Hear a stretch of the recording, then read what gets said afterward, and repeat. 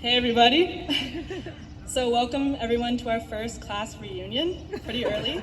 And thank you to all the teachers and administrators and staff that helped pull this off.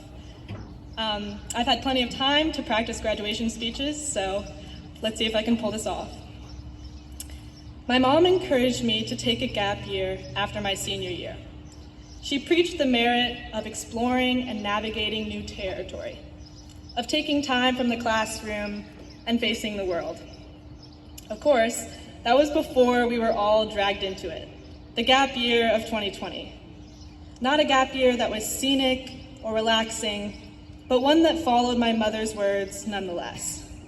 A year in which we did navigate new territory, new regulations, new jobs, new social dynamics, new cities for some, new twin XL bedspreads, new normal. A year in which we did take time away from the classroom, confining us to Zoom screens or Microsoft Teams or FaceTime, take your pick, each allows for optional pajama pants, and a year in which we did face the world. At its bright points, dusting off old garage bikes and getting outside, maybe living alone for the first time, maybe getting a therapist for the first time, maybe marching and protesting for the first time. And we face the world in its darkness, its displacement, its systemic poverty and racism, its tendency to eschew empathy, its tendency to forget and underestimate places like Kentucky. My brother Jack chose to take a gap year after his senior year at Manual. He had the opportunity to go to Europe and pretend to be a mysterious French-speaking student. One of his unexpected calls home was made from the top of a mountain. Jack had been skiing, had sprained his ankle, and was stuck at the top of a mountain. I feel like our gap year had a lot of these mountain moments. Attempting homemade haircuts, spending 14 days with your own thoughts in a puzzle, trying to keep days from blending together while in the same room, being called to march and speak out and distance and save lives all in the same breath. But like Jack, we had to find ways down the mountain. So we called friends and marched with strangers and FaceTimed family and had hard conversations, and if that didn't work, we crawled and cried and fought. This year, that mountain has tossed us right into the thick of it before we got a chance to toss our caps.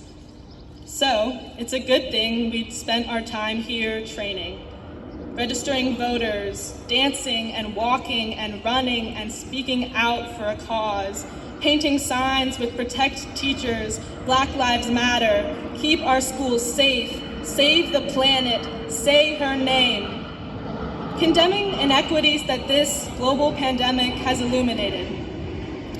I now see us prepared for a world that does not always grace us with luck. A world that will always have a need for new technology and research, journalistic integrity, artistic freedom, and free thinkers, the people I had the honor of sharing those years with. Those almost 4 years, lunches in that courtyard, those sweaty pep rallies, those halls of unused lockers, all behind that iconic facade, and because of those shards of glitter in that envelope.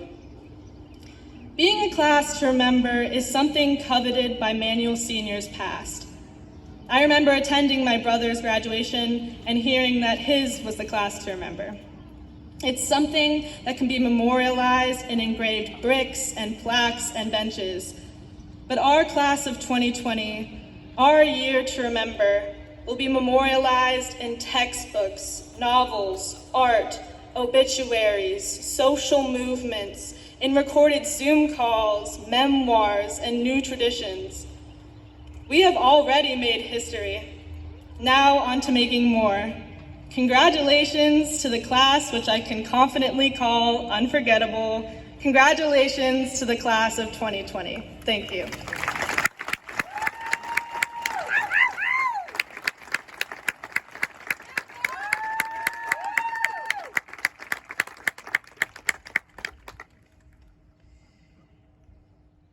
Another tradition of a commencement ceremony